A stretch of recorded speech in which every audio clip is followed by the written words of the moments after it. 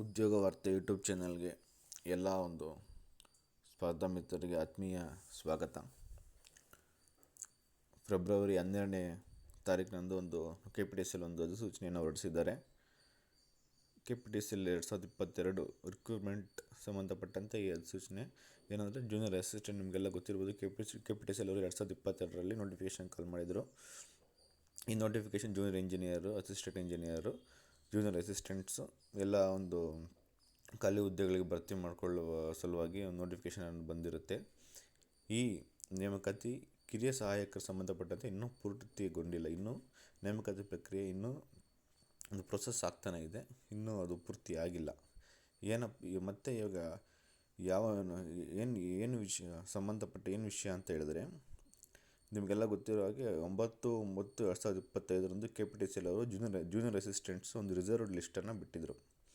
Reserved ಲಿಸ್ಟನ್ನು ಬಿಟ್ಟು ಸಿಂಧುತ್ವ ಹಾಗೂ ಒಂದು ಕೆಲವೊಂದು ದಾಖಲೆಗಳನ್ನು ಸಲ್ಲಿಸಬೇಕು ಅಂತೇಳಿ ಸೂಚನೆಯನ್ನು ಕೊಟ್ಟಿರ್ತಾರೆ. 9/9/2025 ಒಂದು ನೋಟಿಫಿಕೇಷನಲ್ಲಿ KPTCL ಅವರು ಆ ಒಂದು ಅಲ್ಲಿ ಏನು ಉಲ್ಲೇಖಿಸಿರುವಂಥ ಅಭ್ಯರ್ಥಿಗಳ ಏನಿರ್ತಾರೆ ಈವರೆಗೂ ಕೂಡ ಆ ಅಭ್ಯರ್ಥಿಗಳು ಇನ್ನೂ ಸಿಂಧುತ್ವ ಹಾಗೂ ಪೊಲೀಸ್ ವೆರಿಫಿಕೇಷನ್ ಸರ್ಟಿಫಿಕೇಟನ್ನ ಸಬ್ಮಿಟ್ ಮಾಡಿರೋದಿಲ್ಲ ಅವತ್ತಿನಿಂದ ಇವತ್ತಿನವರೆಗೂ. ಸೊ ಹಂಗಾಗಿ ಅಂಥ ಅಭ್ಯರ್ಥಿಗಳ ಕುರಿತಾಗಿ ಈ ನೋಟಿಫಿಕೇಷನ್ ಇರುತ್ತೆ. ಅವ್ರಿಗೆ ಕೊನೆಯ ಅವಕಾಶವನ್ನು KPTCL ಕೊಟ್ಟಿದೆ ಸಿಂಧುತ್ವ ಮತ್ತು ಪೊಲೀಸ್ ವೆರಿಫಿಕೇಷನನ್ನು ಸಬ್ಮಿಟ್ ಮಾಡೋದಕ್ಕೆ.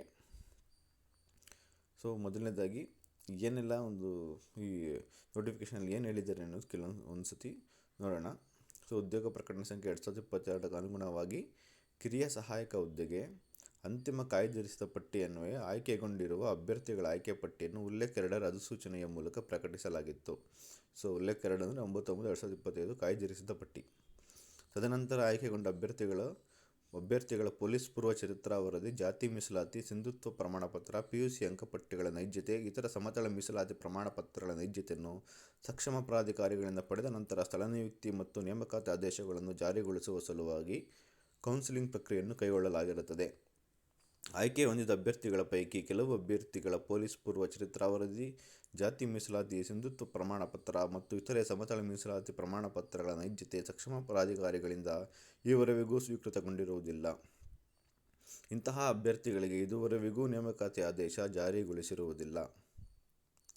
ಅಭ್ಯರ್ಥಿಗಳ ವಿವರ ಈ ಕೆಳಗಿನಂತೆ ಇರುತ್ತದೆ ಅಂತ ಹೇಳ್ಬಿಟ್ಟು HK ನಾನ್ HK ಕೊಟ್ಟಿದ್ದಾರೆ. ನಾನ್ HKಗೆ 28 ಅಭ್ಯರ್ಥಿಗಳು ಮೆನ್ಷನ್ ಮಾಡಿದ್ದಾರೆ. HKಯಲ್ಲಿ ಒಬ್ಬ ಅಭ್ಯರ್ಥಿಗಳನ್ನು ಮೆನ್ಷನ್ ಮಾಡಿರ್ತಾರೆ.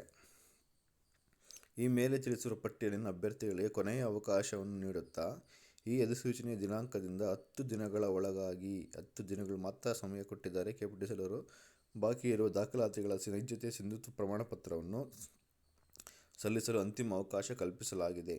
ನಿಗದಿತ ಸಮಯದೊಳಗೆ ನೈಜತೆ ಸಿಂಧುತ್ವ ಪ್ರಮಾಣಪತ್ರ ಒದಗಿಸಲು ಕ್ರಮ ಕೈಗೊಳ್ಳದ ಅಭ್ಯರ್ಥಿಗಳ ಅಭ್ಯರ್ಥಿತನವನ್ನು ರದ್ದುಗೊಳಿಸಲಾಗುವುದು ಅಂದ್ಬಿಟ್ಟು ಒಂದು ಎಚ್ಚರಿಕೆಯನ್ನು ಕೂಡ ಕೊಟ್ಟಿದ್ದಾರೆ.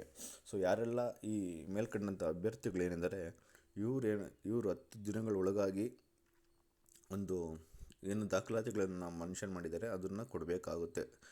ಸಿಂಧುತ್ವ ಆಗಿರ್ಬೋದು, ಜಾತಿ ಮೀಸಲಾತಿ ಆಗಿರ್ಬೋದು, ಪೊಲೀಸ್ ಪೂರ್ವ ಚರಿತ್ರಾ ವರದಿ ಆಗಿರ್ಬೋದು, ಇವೆಲ್ಲನೂ ಕೊಡಬೇಕು. ಒಂದು ವೇಳೆ ಕೊಡದೇ ಇದ್ದರೆ ಅವ್ರಿಗೆ ಅಪಾಯಿಂಟ್ಮೆಂಟ್ ಲೆಟರ್ ಕೊಡೋದಿಲ್ಲ, ಅವರ ಇದನ್ನ ನೇಮಕಾತಿನ ಅವ್ರದ್ದು ಕ್ಯಾನ್ಸಲ್ ಮಾಡ್ತಾರೆ. ಸೊ ಯಾರೆಲ್ಲ ಒಂದು ಅಭ್ಯರ್ಥಿಗಳು ಸಬ್ಮಿಟ್ ಮಾಡಿಲ್ಲ, ಎಲ್ಲ ಕೌನ್ಸಿಲಿಂಗ್ ಅಟೆಂಡ್ ಆಗಿ ಫೈನಲ್ ಸ್ಟೇಜ್ಗೆ ಹೋಗಿರ್ತೀರ, ಎಲ್ಲನೂ ನಿಮ್ಮದು ಒಂದು ಇನ್ನೇನು ಅಪಾಯಿಂಟ್ಮೆಂಟ್ ಲೆಟ್ರ್ ಬರೋವಂಥ ಸ್ಟೇಜ್ ಇದು, ಅಲ್ಲಿ ನೀವು ಮಿಸ್ ಮಾಡ್ಕೊಳ್ಬಾರ್ದು. ಸೊ ಆದಷ್ಟು ಬೇಗ ಈ ಮೆನ್ಷನ್ ಮಾಡಿರೋಂಥ ಅಭ್ಯರ್ಥಿಗಳಿದ್ದಾರೆ ನಿಮ್ಮ ಡಾಕ್ಯುಮೆಂಟ್ ಏನೇನು ಕೇಳಿದ್ದಾರೆ ಆ ಡಾಕ್ಯುಮೆಂಟ್ಸ್ನ ಒಂದು ಕೊಡಬೇಕು ಅಂತೇಳಿ ನಿರ್ದೇಶನ ಕೊಟ್ಟಿದ್ದಾರೆ KPTCL ಅವರು. 10 ದಿನ ಅಂತ. ಸೊ ಅಂದರೆ ಫೆಬ್ರವರಿ 12ರಿಂದ 10 ದಿವಸ ಟೈಮ್ ಇರುತ್ತೆ. ಸೊ ಯಾರೆಲ್ಲ ಅಭ್ಯರ್ಥಿಗಳು ಸಬ್ಮಿಟ್ ಮಾಡಿಲ್ಲ ಅವರು ಸಬ್ಮಿಟ್ ಮಾಡೋಕ್ಕೆ ಕ್ರಮ ಕೈಗೊಳ್ಳಬೇಕಾಗ್ತದೆ. ಸೊ ಇದನ್ನು ದಯವಿಟ್ಟು ನಿಮ್ಮ ಸ್ನೇಹಿತರು ಯಾರು KPTCL ಅಪಾಯಿಂಟ್ ಆಗಿರುವಂಥವ್ರು ಇದ್ದರೆ, ಜೂನಿಯರ್ ಅಸಿಸ್ಟೆಂಟ್ಸ್ ಅವರು ನೋಡಿಲ್ಲ ಅಂತ ಹೇಳಿದ್ರೆ ಅವ್ರಿಗೆ ಶೇರ್ ಮಾಡಿ. ಉದ್ಯೋಗ ವಾರ್ತೆ ಯೂಟ್ಯೂಬ್ ಚಾನಲ್ ನಿಮಗೆ ಇಷ್ಟ ಆಗಿದ್ದಲ್ಲಿ ಸಬ್ಸ್ಕ್ರೈಬ್ ಮಾಡಿ. ಧನ್ಯವಾದಗಳು. ಶುಭ ದಿನ.